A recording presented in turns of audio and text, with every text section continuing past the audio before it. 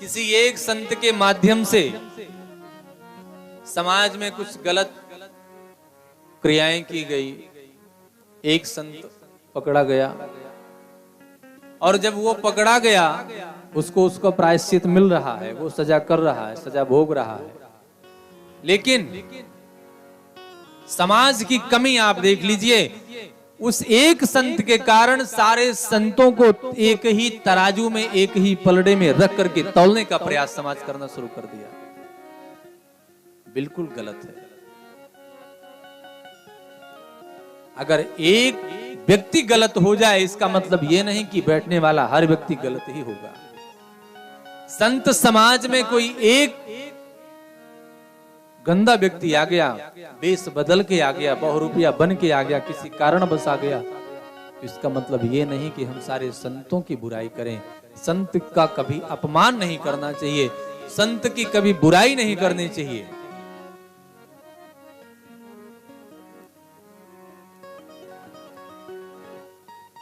भाई एक संत अगर गलत है तो क्या करेंगे? हम संतों का सम्मान करना छोड़ देंगे, गुरु बनाना छोड़ देंगे, संतों को बुलाना छोड़ देंगे? क्या करेंगे? मान लीजिए बहुत सारी हॉस्पिटल बनी है, बहुत सारे डॉक्टर हैं, किसी एक डॉक्टर को सुनाई पड़ गया कि ये शरीर का अंग काट के चुरा लेता है, बेच लेता है, तो क्या करेंगे? ऑपरेशन करवाना छोड़ देंगे सब लोग। कोई ऑपरेशन कराना तो नहीं छोड़ेगा, दवा करवाना तो नहीं छोड़ेगा, डॉक्टर के यहां जाना तो नहीं छोड़ेगा।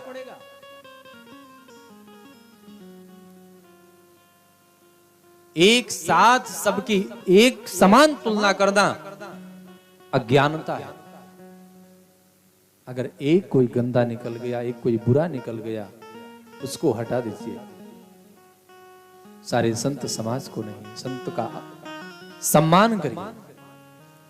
संतों का कभी अनजाने में भी अपमान नहीं होना चाहिए। आपको बताएं, ये जो संत का जीवन है कोई साधारण जीवन नहीं होता है बंधुओं माताओं।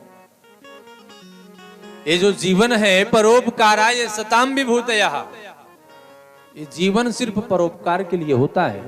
अपने यहीं अयोध्या जी के एक संत जी थे, गुरुदेव भगवान बताते थे, संत जी परम विरागी थे, बैरागी थे।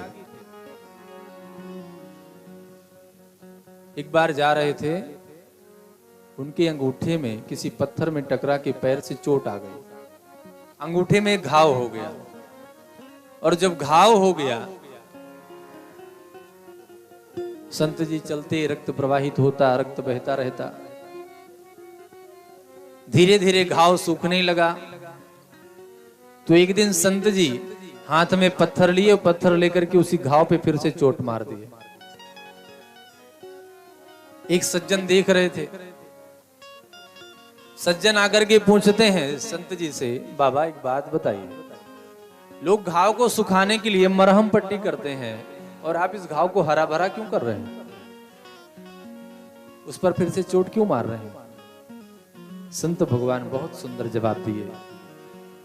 संत जी कहते हैं, बेटा मुझे डर है।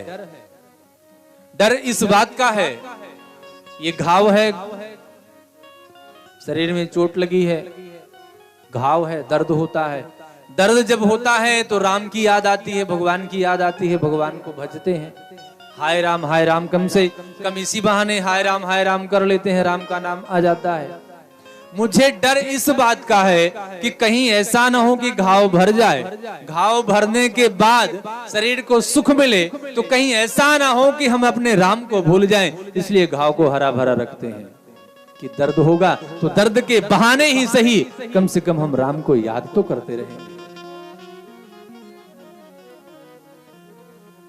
प्यारे, वो संत का जीवन है। संत का जीवन बहुत मार्मिक जीवन है, बहुत तपस्वी जीवन है, विरागी जीवन है।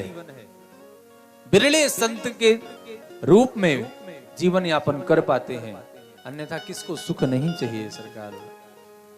हर कोई चाहता है कि हम एयर कंडीशनर रूम में रहें, हर कोई चाहता है सुंदर सा बिस्तर हो, सुंदर सा महल हो, महलों में हम निवास करें।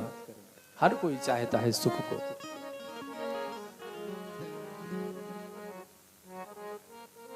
संत एक ऐसे होते हैं और स्वयं के लिए नहीं जीते। संत कभी स्वयं के लिए जीवन नहीं जीते। अगर आपके दुख को सुने, आपसे ज्यादा दुखित संत हो जाते हैं। गोस्वामी बाबा बहुत सुंदर लिखते हैं,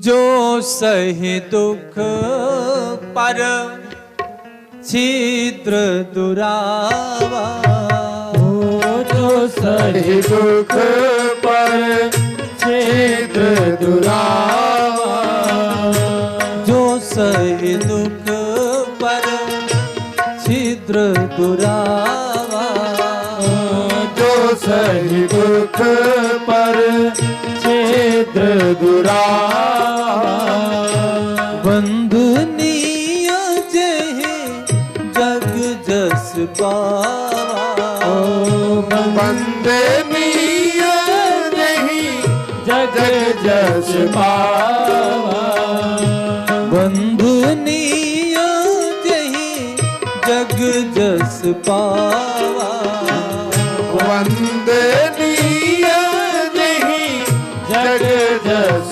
पावा, जो सहे दुख पर छिद्र दुरावा, जो सहे दुख पर छिद्र दुरावा, जो दूसरे के दुख को सुन करके स्वयं उससे ज्यादा दुखित हो जाए वही संत है। और संत का संतत्व इसी में है। सरकार, संत का जीवन कोई साधारण जीवन नहीं है।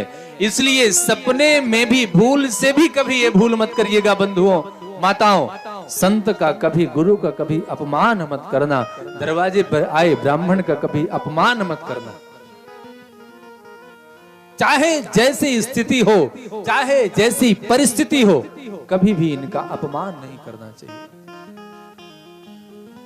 संत का अपमान का तात्पर्य है आपने भगवान का अपमान कर दिया, और भगवान का अपमान ये प्रकृति कभी बर्दाश्त नहीं कर सकती।